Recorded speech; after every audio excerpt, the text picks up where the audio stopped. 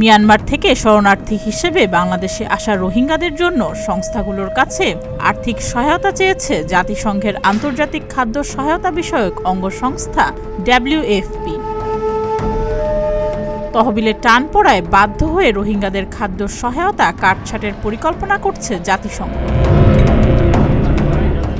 WFP জানিয়েছে, বর্তমানে রোহিঙ্গাদের যে খাদ্য সহায়তা দেওয়া হচ্ছে তা অব্যাহত রাখতে হলে আগামী এপ্রিলের মধ্যে আরও $1.50 কোটি এবং 2025 সালের মধ্যে $8.10 কোটি সহায়তা প্রয়োজন।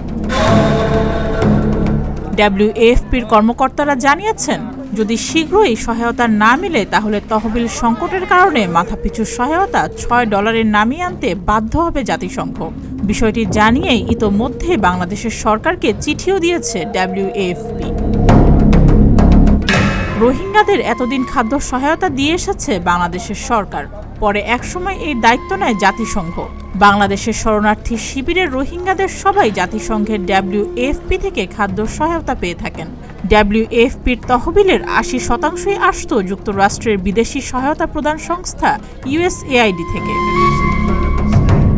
তবে প্রেসিডেন্ট ডোনাল্ড ট্রাম্প বিদেশি সহায়তা স্থগিতের আদেশের পর থেকে USAIDর সেই তহবিল বন্ধ হয়ে গেছে। এদিকে মিয়ানমারের সংঘাত তীব্র হওয়ায় গত কয়েক মাসে নাফ নদী পেরিয়ে বাংলাদেশে প্রবেশ করেছেন নতুন করে প্রায় 1 লাখ রোহিঙ্গা। সুস্মিতা, প্রতিদিনের বাংলাদেশ।